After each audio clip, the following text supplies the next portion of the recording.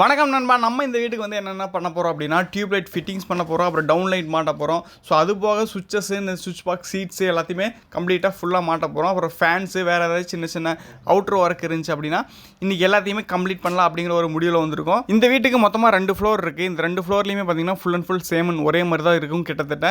So இதுக்கு என்னென்ன வாங்கியிருக்கோம் அப்படின்னா ஒரு 65 ஸ்பாட் லைட், டவுன் லைட் வந்து 10 வாட்ஸில் வாங்கியிருக்கோம். 12 ஃபேனு, ரெகுலேட்டர், 180 சுவிட்சஸ் வாங்கியிருக்கோம். அது போக 8 model, 12 model, 16 model, 6 model, 8 model எல்லாமே ஷீட்டு வாங்கியிருக்கோம். 3 மாடலும் வாங்கியிருக்கோம். ஸோ ஒயர் அங்கங்கே கொஞ்சம் இழுக்க வேண்டிய பாக்கி இருந்துச்சு. ஸோ அதையும் கையோட எல்லாத்தையுமே ஒரே மாதிரி இழுத்து முடிச்சுட்டு சுவிட்சஸ் எல்லாம் மாட்டி வச்சிடலாம், அந்த லைட் எல்லாமே மாட்டிடலாம் அப்படின்ட்டு அந்த ஒயரையும் சேர்ந்து நம்ம இழுத்துட்டோம். பெட்ரூமுக்கு மட்டும் கொஞ்சம் இழுக்க வேண்டியது இருந்துச்சு.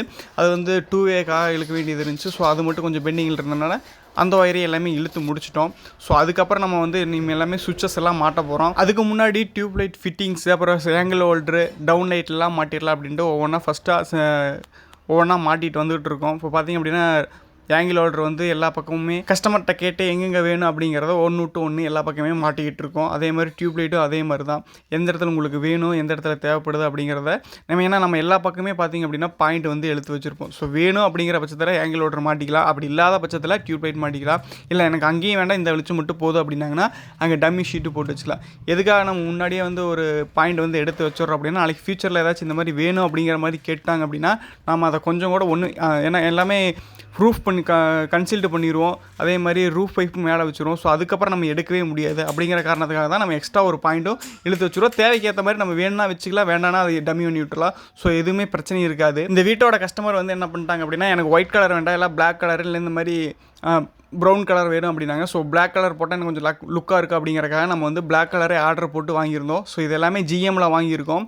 சுவிட்சஸ்ஸு, சீட்டஸ் எல்லாமே ஜிஎம்மில் தான் வாங்கியிருக்கோம். ஸோ பாருங்கள் லுக் எப்படி இருக்குது அப்படின்ட்டு. ஆல்ரெடி நம்ம 180 சுவிட்சஸ் போட்டிருந்தோம். ஸோ இது பிளாக் கலர் அப்படிங்கிறனால ஃப்யூச்சரில் வந்து இது இல்லை, அதாவது இந்த மாடலில் வராமல் கூட போகலாம் அப்படிங்கிறக்காக ஒரு 20-30 சுவிட்ச் வந்து எக்ஸ்ட்ரா தான் போட்டிருக்கோம். அதே மாதிரி ரெகுலேட்டரும் பார்த்திங்க அப்படின்னா எக்ஸ்ட்ரா தான் போட்டிருக்கோம்.